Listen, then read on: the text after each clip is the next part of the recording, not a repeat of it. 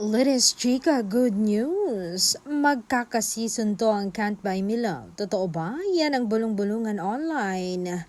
Kung ang incognito ni Daniel Padilla may season 2, dapat ang Can't Buy Me Love ni Donnie at ni Belle sana may season 2 rin.